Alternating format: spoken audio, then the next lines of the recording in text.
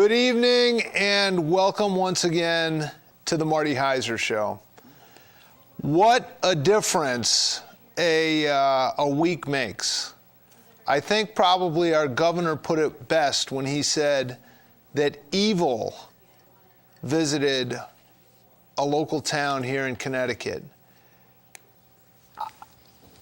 Emotions for me spring up comparable to 9/11 and the sense of hopelessness and the sense of anguish and despair. All of you, I'm sure, have stories related to the massacre that took place at Sandy Hook Elementary School not even a week ago now. This is a time, this is something that happened to our children in our neighborhoods, in our backyard. It's something that just cries out for, first, a sense of compassion for the families involved and the devastation of having a small child die. And then to realize that this wasn't some sort of natural catastrophe or some sort of accident, but that this was man-made, caused by some sort of a deranged gunman that went in and slaughtered innocents right in our communities. Tonight's show, we're going to be talking a little bit about this, in some way trying to make sense of it. State Senator Tony Boucher is going to call in and share a story that she has about, well, just what she's been dealing with this tragedy that unfolded right here in Connecticut.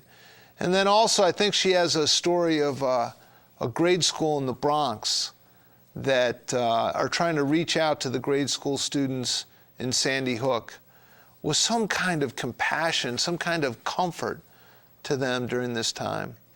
We also know that Phil Esposito, the coach of the Danbury Whalers have a hockey game tomorrow night, and they're going to be dedicating a portion of their time to try to somehow comfort these families and let them know that their time of suffering is not alone, but that the whole community, whether it's elected officials, members of the clergy, even sports teams here in town, everyone at this time, especially during this Christmas season, is just grieving and absolutely heartbroken and beginning the process of trying somehow to make sense of what happened. Make sense of it from a community point of view. Make sense of it from a educational point of view. Make sense of it from a crime prevention point of view, from a government point of view, from a gun control, and most importantly, and you can see this with the outpouring of the local clergy, to try to make sense of it. If you ever doubted if evil exists in this world, I know going through 9/11 and when you saw the slaughter of the innocent, you recognize that there was something going on, that we don't live in a world where there's innocence, but that there is evil. There is actual evil that people are up against. And so from a Christian point of view, or from whatever your religion is, what does the eternal have to say about this? I know in the Lord's Prayer it says, "And lead us not into temptation, but deliver us from evil." And Clive Calver, the pastor at Walnut Hill Community Church, said in the original translation and the actual translation in England, it says, "And deliver us from the evil one." Is there really a devil? Is there really Satan? Is there really evil in the world? Is there something that we as a community can be doing to avoid these things in the future? Are there issues related to mental health? Are there issues related to psychiatric drugs? Are there issues related to just security in our school system when we see the school shootings that are just going on all across the country? Is there something that can be done? Is gun control something that we need to look more at? Do we need to have armed security at the schools? What do we need to do? But most importantly tonight, if you want to call in, the number here is 438-2003. And by the way, here at Comcast Studios, they have all new digital equipment, so there may be some glitches, but you can call in 438-2003 and we'll try and get you on the air. And I just want to say, I live in Ridgefield, but the stories that have been coming out of Newtown, the heroic steps that were taken by the principal, by the teacher in that class, where the children were hid in the closet and she confronted head-on the shooter and said, no, they're gone, and with her life saved that class. The other teacher that literally put her body in front of a child with special needs in an attempt to save the child's life.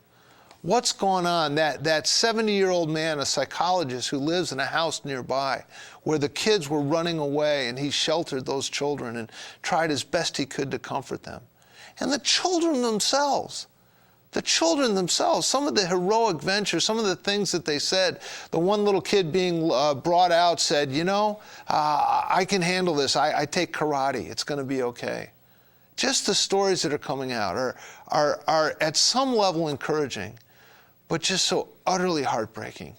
And right now, especially during this holiday Christmas season, our heart just breaks and goes out for those families that have the young ones with presents that aren't going to be opened this Christmas, and the heartbreak and the emptiness that's left in those homes. Our heart bleeds for you.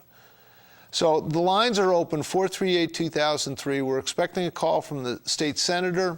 We're expecting a call from some others, but please, if you have something you'd like to share, don't hesitate to call in. We're not some out-of-town TV journalist looking for something. This is our kids. This is our neighborhood. This is our backyards. And this is our families that long after this circus leaves town, we're going to be here, and we're going to be here for the families, and we're going to be here to help the healing process. I know I attend Walnut Hill Community Church. Tomorrow there's going to be a funeral for one of the children there. And we're going to be there as best we can to first comfort the grieving and then begin the process of looking at what we can do to try to make sure that this just doesn't happen again. I'm joined as usual with the Rogues Gallery that from time to time will argue politics and public issues and things like that, but it just seems like this week we have to spend some time talking about what happened. But Professor Jim Bolano, we have Larry Ditkoff. Marty, always good to be here. Happy you're here. And then Dave Straight as well. But why don't I start with you? How did you first hear about this? Do you know any of the families involved? And what were your feelings about it? Yeah, it was actually I was at work and I was on my way to the Chamber annual luncheon where they do two things. The mayor gives the State of the City address, and they give the Businessman of the Year award, which is called the Cecil Previty Award. Mm-hmm. And Farouk Kathwari from Ethan Allen was the recipient. And I was in my office, and the so this is Friday morning. And the secretary, the administrative assistant, says, "Jim, we got a robocall from Brookfield High. It's locked down." But she says it's about a shooting in Newtown. Right away, we all thought the high school. Yeah. Be the high school. Yeah. We head over to the luncheon, and words are buzzing. One person got shot, maybe this. Nobody really knows what's going on. Yeah, 2 people taken to the hospital. Right. It seemed not as incredible. Right. And then the mayor gets up there and says, from what I've just heard, I'm not going to talk about the state of the city. You guys know we're doing okay. This is a time to reflect and say a prayer. He didn't give any specifics, but clearly something was up. Diane Yeaman, who's the chair of the board of directors, the chamber, said the same thing. So the mood was very different. I texted my daughter and said, were you let go? Did you go home? Now your daughter's at Brookfield High. At Brookfield High, okay. And I said, they let you go home? And she goes, no, we're still in school, the lockdown's over. It was Newtown. And I said, I heard it's better than it was. And she texts me back and says, it's 25 plus, dead. And right away I'm saying, gee, I know how kids are. Maybe they're getting it wrong. And the News Times table wasn't backing me. and they verified. They said, yeah, 27 at the time, though the word was, and at the time they thought it was 18 and 8 or something like that. But clearly the mood wasn't there, and people started heading out. It was just shocking. Number one, that it even happened, but then this idea of happening at an elementary school, and the age of the children just took, just stopped everyone in their tracks. And then, the stories started spinning anywhere.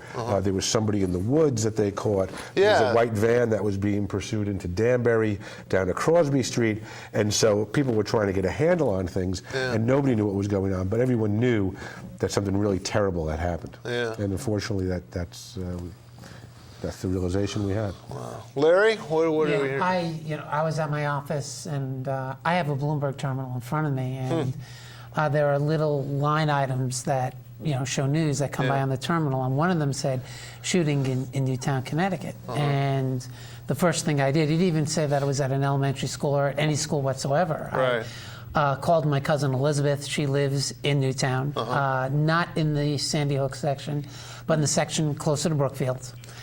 So you have a cousin in Newtown? I have a cousin in Newtown. And she was actually in the New York Times on Sunday when they showed pictures of mourners. She's comforting her daughter, Julia. It's a very touching picture.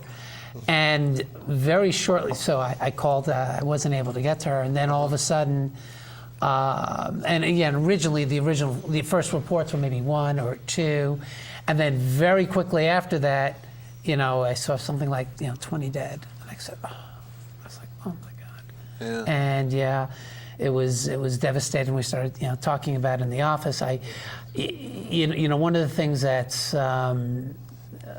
very difficult about the human condition, when I heard it was Sandy Hook Elementary, I didn't realize my cousin's youngest child, this is his first year of middle school, so he wouldn't have been involved. But when I heard it was Sandy Hook, in a little bit of way, I was relieved because I knew it wouldn't have been him. But I also felt awful because you realize that means it's someone else's, child who was dying or who was at risk. And then as the day went on and events and news came out, first they thought the woman, his mother had taught at the school. Then it wasn't. There are 2 gunmen. Then it was just 1. And it was, you just got sicker and sicker as the day went on. Yeah.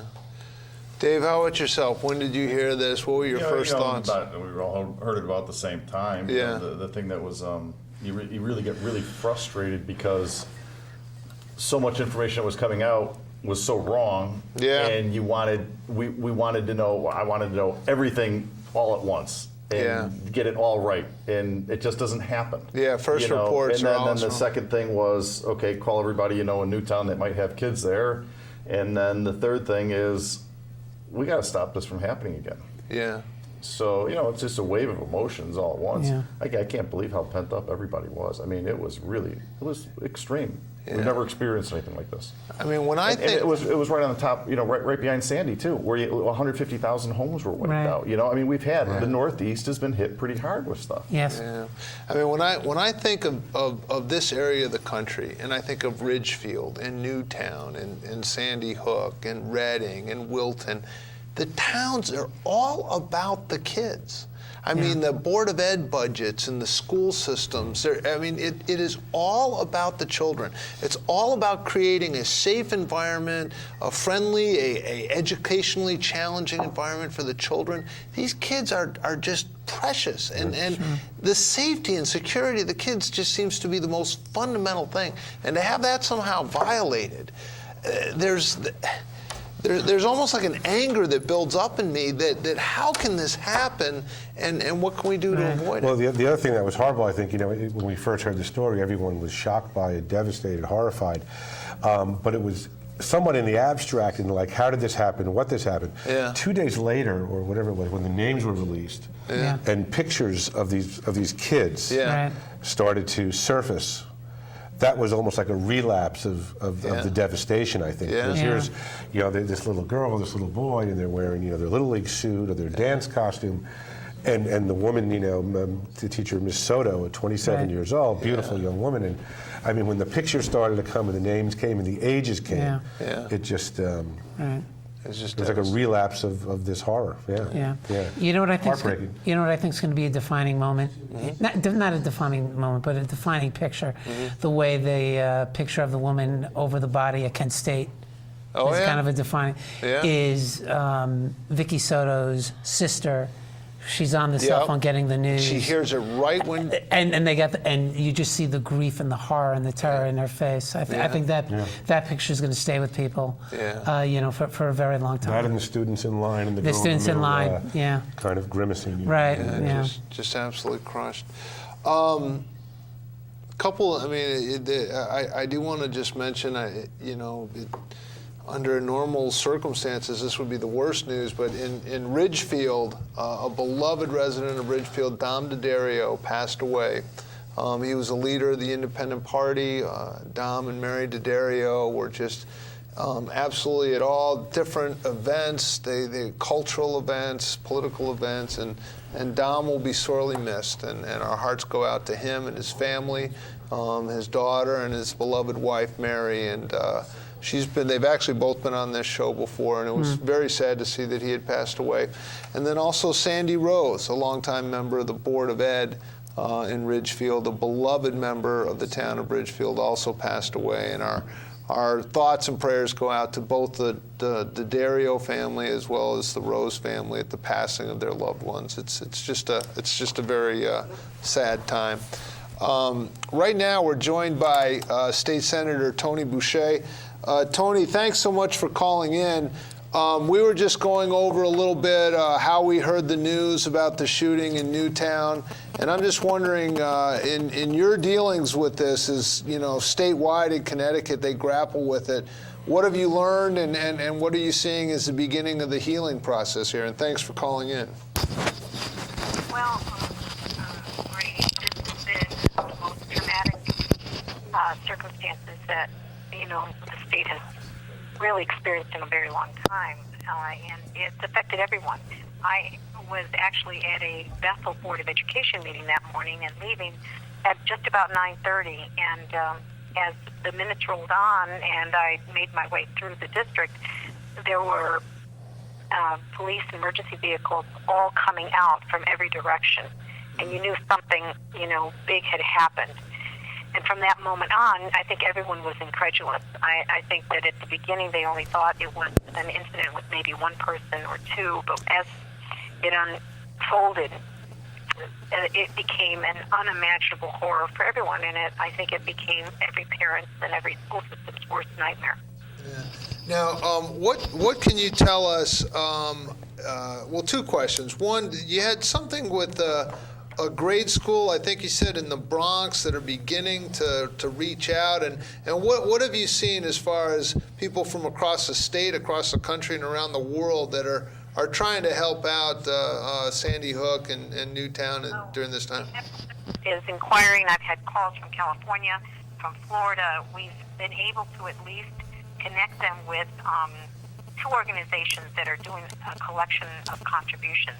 The Newtown Savings Bank and the Newtown Rotary Club have both set up a process where individuals can contribute both to the families of those affected, to the community in some way. There have been all manners of initiatives that are springing up everywhere. It seems like, as I said before, every person seems affected. You go to a grocery store and you can overhear fathers saying that they had planned for one of the happiest Christmases they've had in a long time, and yet now this specter is a pallor over their holiday because they can only think about the sadness of the community. So it was very muted. I've gone to so many vigils, people coming out in the rain, standing there for an hour on end with their young children.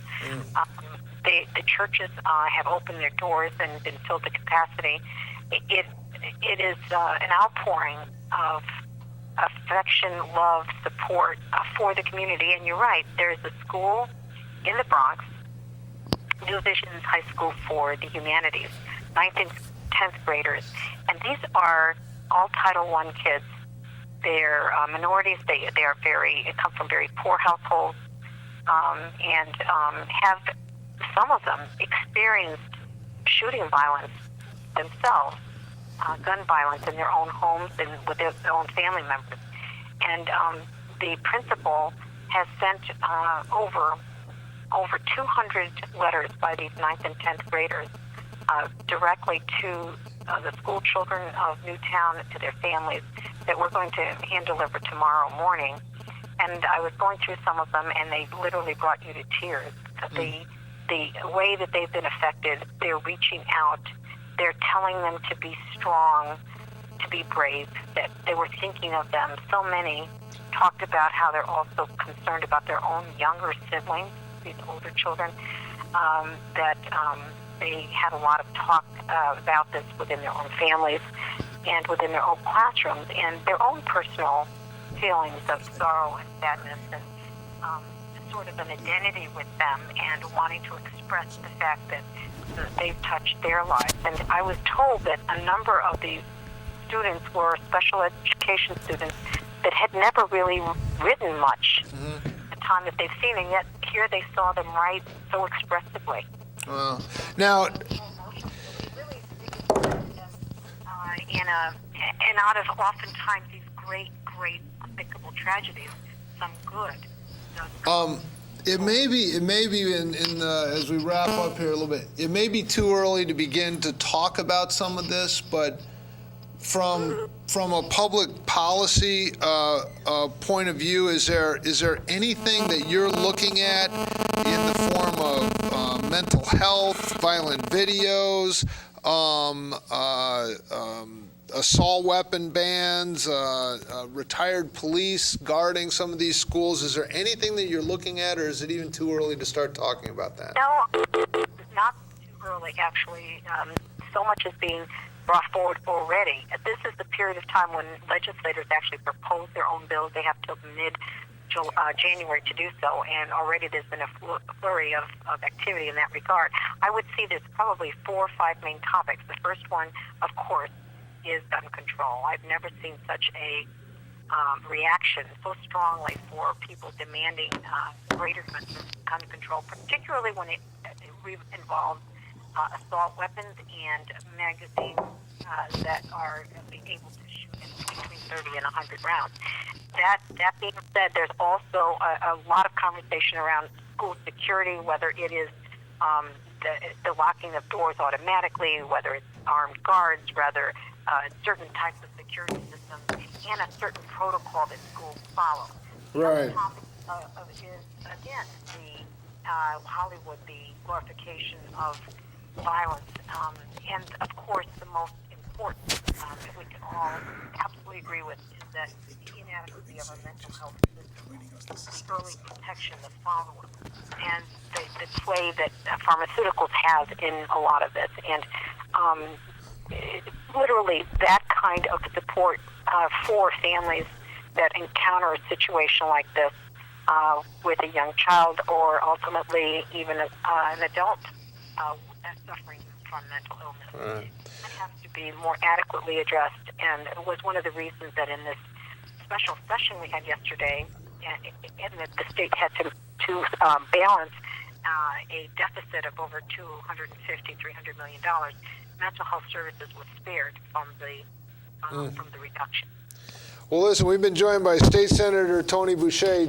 Tony, I just want to thank you so much for calling in. I know these have been some pretty hectic days for you, and our prayers go out to you and your family as you cope with some of these issues. And we want to get you in the studio too a little bit later and to address some of these. Marty, thank you very much for Tony, that. if I and I also want to thank the general public out there who has been extraordinary, and they are coming forward to offer their help, assistance, their love and support to this community.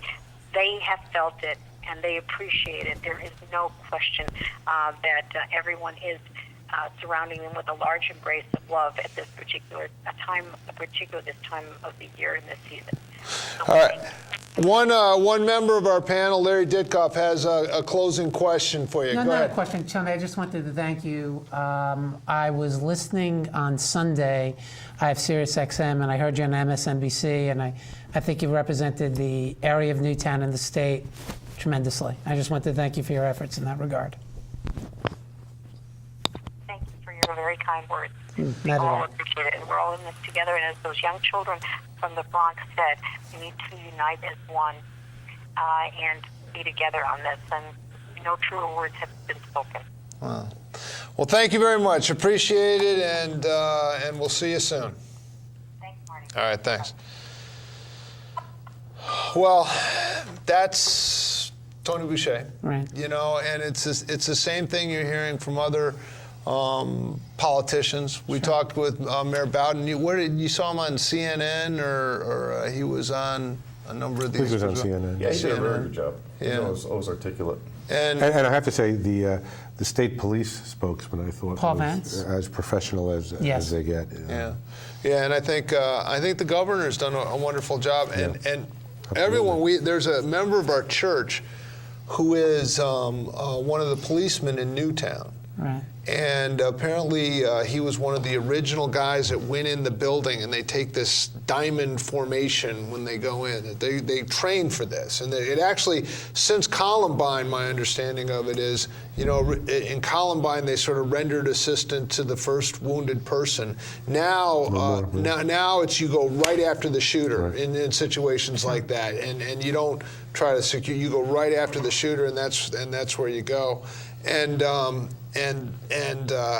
So he was one of the first guys to go in the building at that time, and just some of the difficulties they're going through. But he said when the president was there, the president took time with each first responder, with each family, and it was for a very long time, you know, just to kind of make them feel better. That's Allison, and she's out there. So if we could help me out with this, guys. Our guest is out there waiting to get in. If someone could move, that would be good. But yes, go ahead. So can we move on to prevention? Because I mean that's really what we need to focus on here, I think. You know, there's a lot of talk now about what we do for prevention, and the thing that really worries me is that we, you know, do things that sound good but are completely ineffective. Okay. And you know, the first thing that everybody brings up is, oh, we got to do background checks. Help get her mic on. And you know what? I think we should do background checks. Background checks should be done. Okay. But people also have to realize that background checks of the last, say, 15 or 20 of these events that have occurred across the country, Right. background checks would not have stopped those. So just so people know that, hey, if we get background checks, it doesn't make us safe. Right. It seems to me there are a couple elements here that create this Someone's environment. got to help me get this guest in. Okay. Number one is these events are created Just in gun-free zones. Right. And they're done that way for a reason. It's to bring maximum attention to the crime. And these people that are involved in these things, what happens is the second the authorities arrive on the scene, most of them, you know, end their life.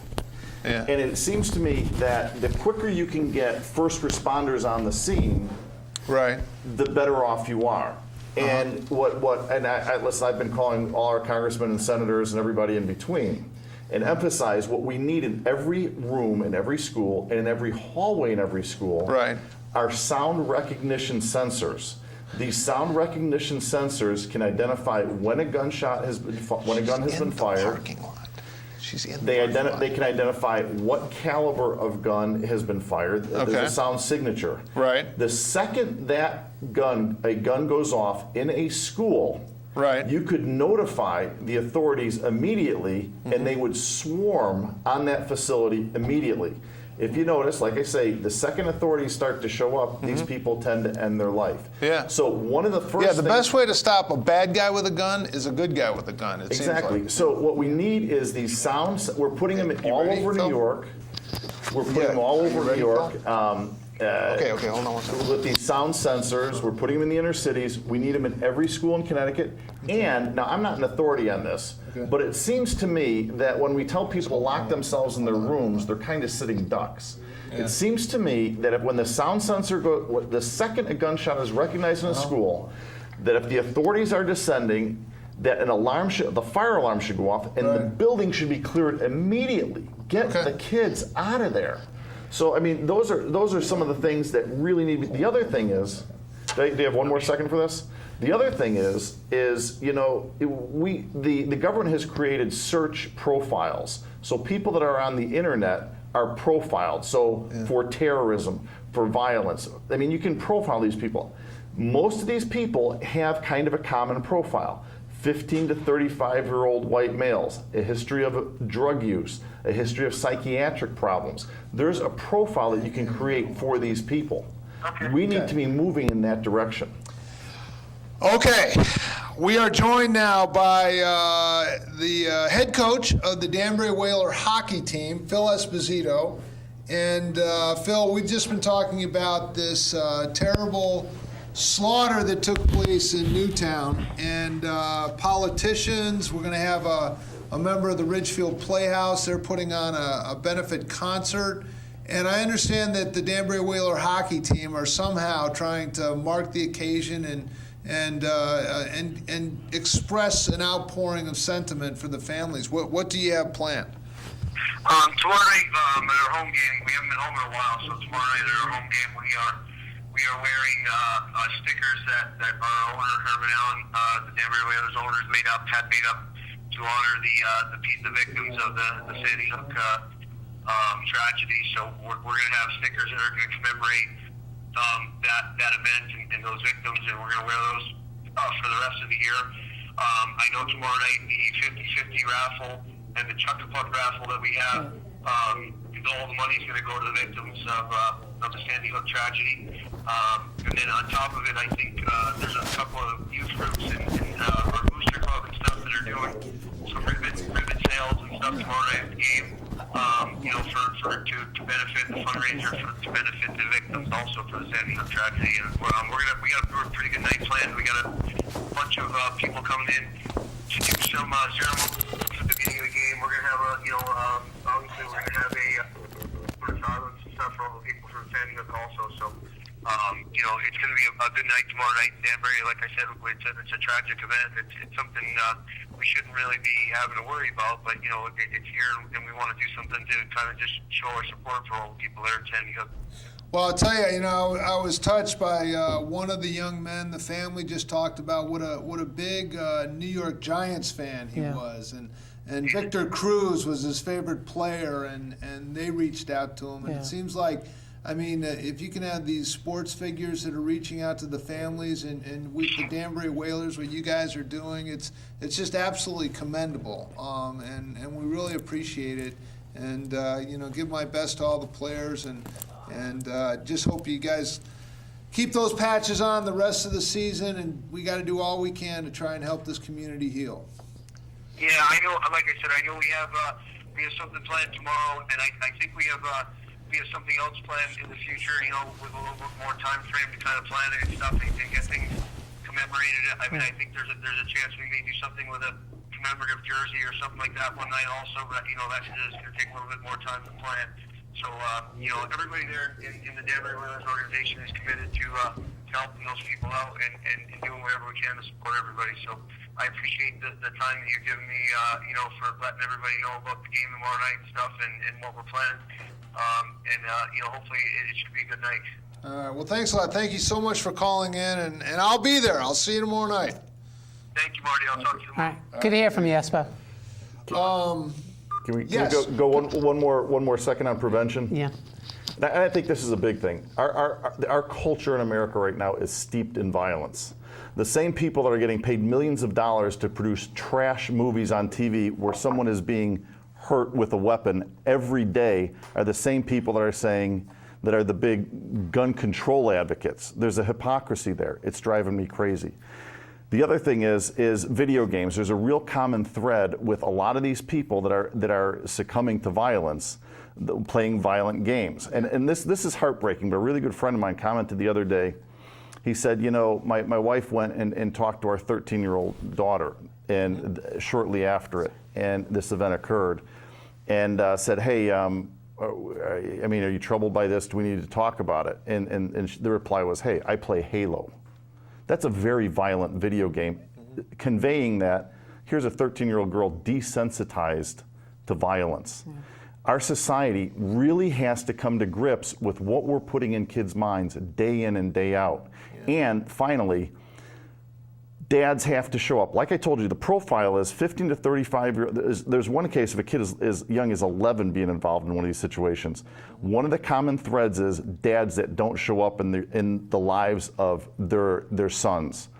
Dads have to show up in the lives of their sons. That's the only way you're going to connect with these kids and help prevent that. There does seem to be Well, common male figure. denominators. Violent video games. I have a report of 67 different school shooting cases, and they have psychiatric drugs were a part of it. Now, why that's a common denominator? Maybe these kids are, stressed as a result of that.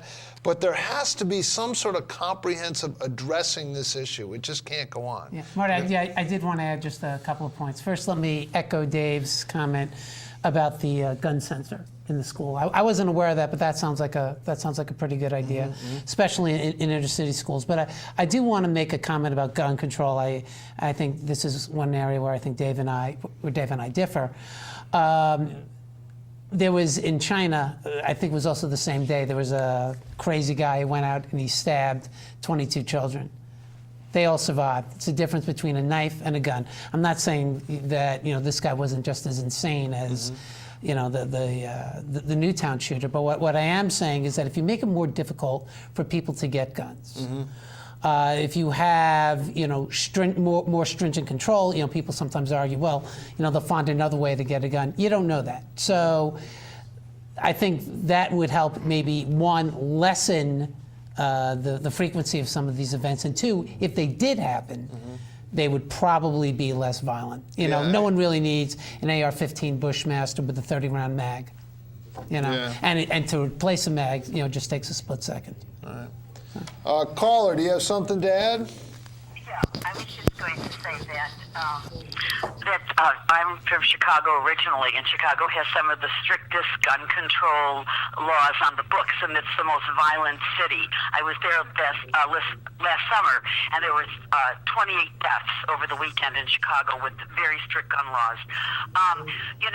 99.9% of the guns in this country are used responsibly and in non-violent ways, not against people, obviously.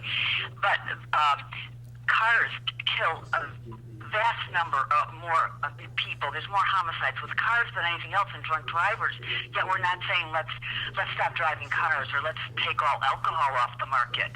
I think that I don't own a gun, but I mean the founders knew what they were doing when they made that the Second Amendment of the Constitution. There's obviously something very important about owning firearms, and it's obviously about protecting you against a tyrannical government.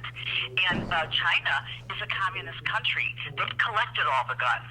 The first thing Hitler and Stalin did before they took over, like before they established a totalitarian government, was they collected the guns. And the thing is, this is a knee-jerk reaction. I mean, this is a devastating nightmare.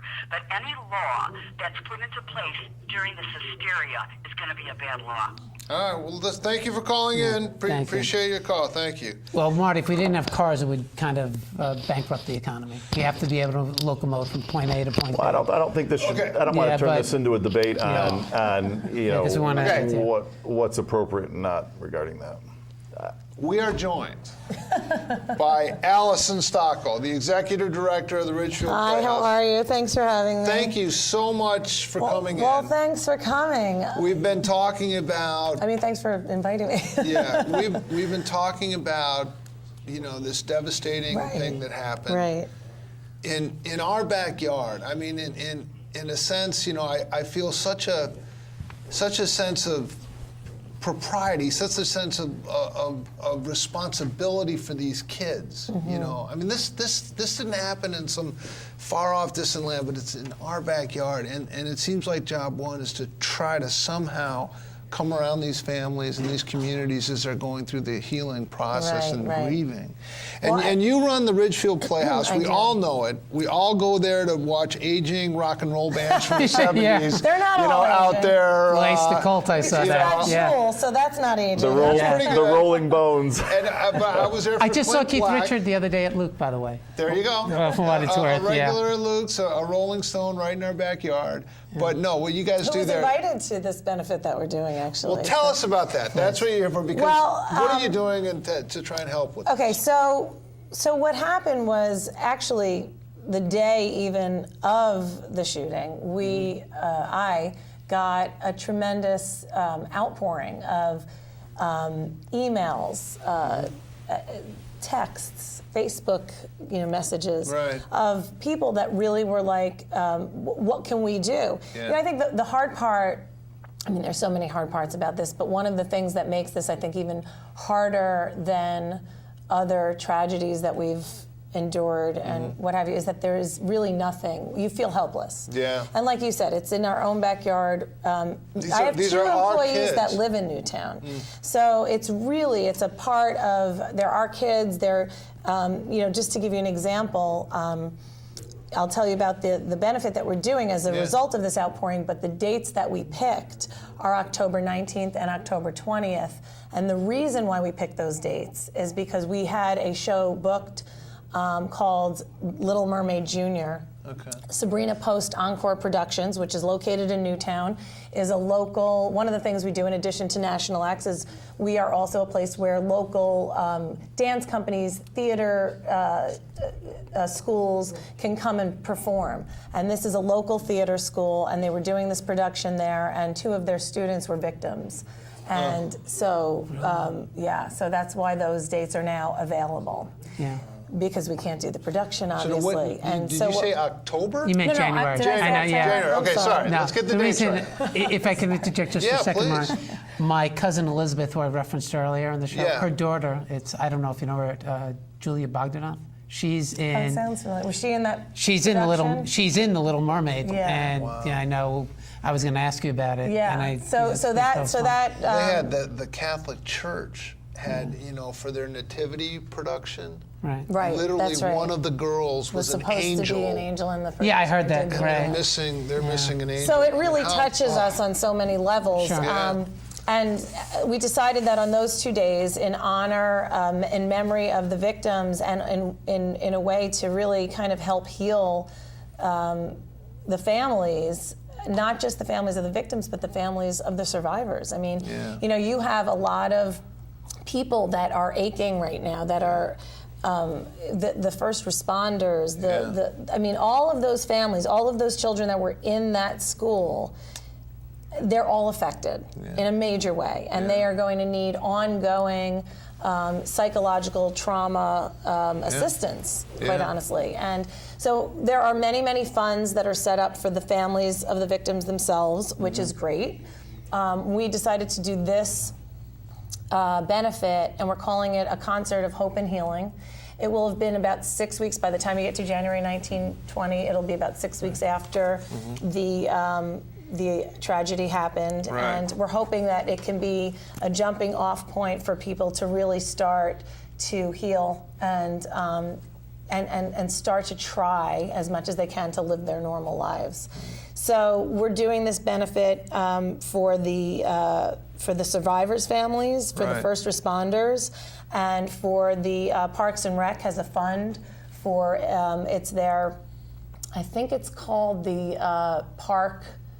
They're building a memorial park in memory of the victims. So it's going towards that as well. Okay. So do you have acts lined up? We Or do. is it gonna be- So, one of the first acts that called me You know what I was- think of? I'm thinking of that concert that they just had, the 12, Yeah, it's 12, not gonna be 12. that. No, I'm not saying you're going to get the Who or the Rolling Right, Stones. right, right. Although maybe, you know, Maybe. you never know. You know what, I have to be honest with you. If the Who said, "Look, can we do it?" I would say, you know what, let's save that for the arena.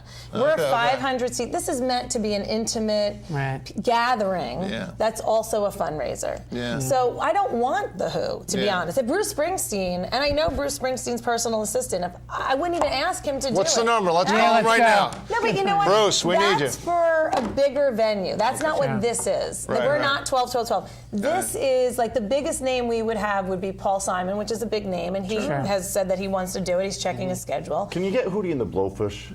I can ask. I could name a song by them. I would be Actually, I have there for that. I have tickets for the 19th because I had it for the Well, Mermaid. hold on to them. Yeah. Maybe we can move them into this Yeah, event. I'd like to see that. Yeah, but in any case, one of the first acts that contacted me was the Blues Traveler, because they've been to the Playhouse Okay. many times.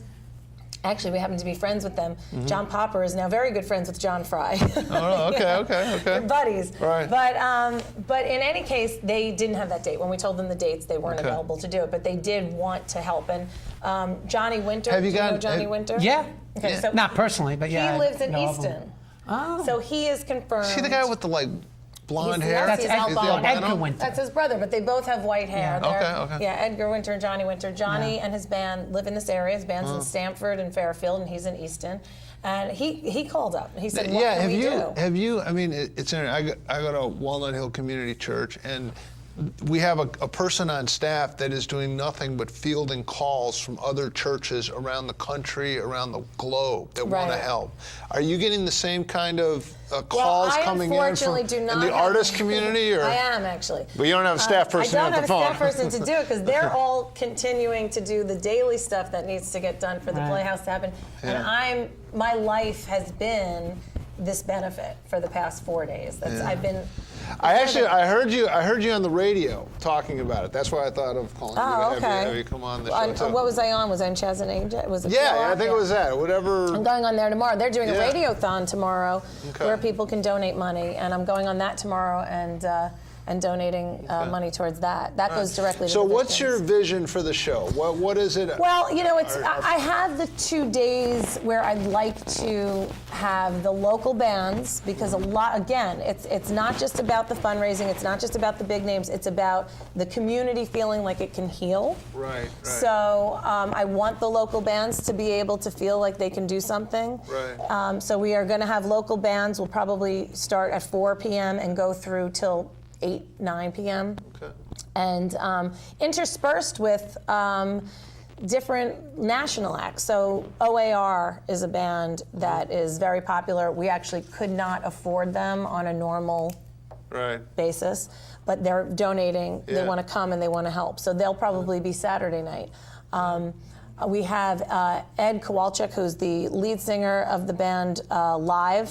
I don't know if you know who that is, yeah. but yeah, and he's going to be able to come. He actually just moved to Ridgefield a month ago. Yeah. It's surprising. You know, the- lightning the, crashes, the Marty? artist community that live in. and Yeah. around- I mean, actors and Yeah. performers. Yeah, Since yeah. this show has gotten popular, everybody wants that That's association. it. That's with what it is. Ridgefield. It's- Do the math on that. Connect the dots. Yeah. I couldn't agree more with But that. so he's going to come and sing a couple of songs. We have the band Kicking Daisies, which is big among the teen sect, and they're going to know. come and do a couple of songs. Let me just ask you. We were talking a little bit about how we sort of heard about this and some personal contact we have. Like one of the first responders I know, just story after story. How did you first hear about what happened? And do you have any insight? Do you know people that know people, or how are you? You know, it's contributing to interesting. the healing. Well, you know, it's interesting. A lot of people equate this to 9/11. And it is. Total yeah. emotions I went 100%. through. It's- Yeah, same you know, kind of. when 9/11 happened, it's one of those things I remember. I will never forget where I was. I will never forget where I was when I heard about this. And Yep. and you know, throughout the day with 9/11, I remember constantly having to have some kind of radio station or television station. Yep. I needed information. Yeah. And the same thing with this. When they would cut to the traffic, I would be like, I don't care Right. about About the the traffic. traffic, yeah. What No, happened? right, What's going right, on? Right. You know, as far as any particular insight, I don't know that I had any more than anyone else. I mean, you know, from what has come about, I think what's good in terms of what this whole thing can lead to is I feel like there is a greater depth of humanity that people are kind of realizing that, when there is such evil, you tend to want to find the goodness. And that's, I think, what is so great, is that people really are. There are random acts of kindness that are showing up everywhere, from a church in Illinois, I think it was, donated $400,000 to a church in Newtown. The other day, there was a person from Canada, Ontario, who called a restaurant in Newtown and said, hey, do you have people that are from Newtown in there? And they were like, yeah, this is a Newtown restaurant. Everybody here is from Newtown. Okay, I'm buying everybody's dinner tonight, and paid for everybody's dinner. So, the good news is that, good does come out, and I feel like that's an important message. And, it's important to focus on that. I have not really focused too much on the killer. I do. What I think is good is that they have now, if there could be anything good, but they've now come to realize that, at first there was this whole blame on autism and the fact that he was on the spectrum, and and I don't know that you can blame something like that on that. And what they have now since found is that he was a very troubled human being. If you can call him a human being. I think when you get to that level, your mind becomes so twisted that you're of another animal species. I heard just stories like you're talking about, where I heard like someone from South Carolina brought 26 Christmas trees, and I thought, well, how did they do that? Well, it comes to turn, the firehouse there, I guess, was selling Christmas trees. So the guy calls and says, I want to buy 26 trees, and they're put out there now. That's people part of are the just 1,000 points of light. Remember George Sr. made that comment in one of his speeches, at 1,000 points of light? And they just pop up all over, and it's a beautiful thing. Some of the, I'm like, I'm hungry for information about it. The internet, you can go on there and just watch, news reports, just click on the videos one after another. And there was this one gentleman, he's a 70-year-old man, and he lives in a house near the school. And apparently 5 of the kids that were fleeing for their life end up in his living room. And he gets some toys out with him from his grandkids, and he's just trying, and they're saying, I can't go back, they've shot our teacher. Oh my God. And the one little kid, this 70-year-old man, you can see it, how precocious they are at that young age. So the one boy goes, mister, you really have a small house. and just, They're always going to say it like it is, aren't they? And then apparently there was another young kid, and he was being led out, and he told the policeman, don't worry, I take karate. I can do this, I'll be okay. And, I heard about the karate, I mean, there's one, this is a story that hasn't even gotten in the press or anything, but there was a lady who had 3 kids in the school, and she heard that there was something going on, and she started driving to the school, and there was 5 young kids on the side of the road running down the road, and she thought, what is this, some sort of gym class, or what is this? She collects them all in their car and diverts to the police station, because they're telling her, oh, there's a guy with a gun. Goes to the police station, calls the kids' parents and gets them settled in the police station. Come to find out, her 3 kids, thank God, were okay. But here's this just random act of, mom picking up these kids, running around, just trying to get them, get them in one place. It's heartbreaking, and I was just making notes. School security, violent video games, psychiatric drugs, assault weapons. That's got to be part of it, I think. Maybe using retired police officers as security guards in these schools. Let me just jump in on Obama's visit and so forth. It all needs to come together. We're not going to solve it tonight, but it does need to come together. And we talked earlier about prevention. Again, sound sensors in all the classrooms. The second a gun goes off, you're notified, authorities are notified. So there are 2 big components on this. One is prevention, and the other big component is stopping it as soon as humanly possible. There was a situation in Oregon this last week where a guy walked into a mall and started shooting a gun. A private citizen with a concealed permit pull out a gun and walk towards him, and the guy immediately terminated himself. That's the common denominator not with what these cowards is as soon as a good guy with a gun shows up, the bad guy with the gun, closes so up now shop. the other thing. Now I'm not an expert on this, but this is what I heard. I heard Columbine actually had an armed personnel or like an armed guard on site. What people forget on that Columbine situation is that those two kids pulled a 500-pound propane tank into the building and tried to detonate it. Had that gone off, it would have been, it was tragic as it was, it would have been unimaginable. Larry? No, that was my understanding. The shooter in Oregon, I heard his gun jammed. That's what I was heard, and that's why he. The legal gun owner was approaching him with the gun, and then he terminated himself. It's not what I heard. I don't know. Yeah, go back. I followed that one pretty closely. I followed it closely too. Any closing No, well, thoughts? look, Marty.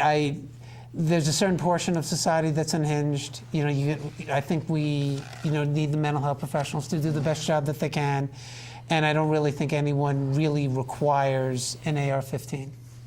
All right. The benefit concert scheduled for January 19th and 20th. Go to the Ridgefield Playhouse website, Yep, and and there'll be we'll information. be announcing it. We were giving this week to the families to bury their families and their family members, and we're going to announce everything next week once we have everything settled. So I'll be there. after Christmas. Thank you we'll so announce. much for coming Thank you. in. I want Thanks for to having me. just close with something I got. It's a poem, and it made me feel a little better. So I'm going to try and get through this. 'Twas 11 days before Christmas at 9:38 when 20 beautiful children stormed through heaven's gates. Their smiles were contagious, their laughter filled the air. They could hardly believe all the beauty that they saw there. They were filled with such joy they didn't know what to say. They remembered nothing from what happened earlier that day. "Where are we?" asked a little girl as quiet as a mouse. "This is heaven," declared a small boy. "We're spending Christmas in God's house." When what to their wandering eyes did appear but Jesus their Savior and children gathered near? He looked at them and they smiled just the same. He opened his arms and he called them by name. And in that moment was joy and only heaven can bring. These children all flew into the arms of their King. And as they were lingering in the warmth of his embrace, one small girl turned and looked at Jesus' face. And he said, and as if he could read all the questions he had, he gently whispered, "I'll take care of Mom and Dad." Then he looked down on earth and far below, and he saw all the hurt and the sorrow and the woe. And then he closed his eyes and he outstretched his hands. "Let my prayer and presence re-enter this land. May this country be delivered from the hands of fools. I'm taking back my nation. I'm taking back my schools." And then he and the children stood up with a sound. "Come on, my children, let me show you around." Excitement filled the space. Some skipped and some ran. All displayed enthusiasm that only a small child can. And I heard him proclaim as he walked out of sight, "In the midst of this darkness, I am still the light." God bless those children. God bless those families. We will be here for as long as it takes, and we are so sorry.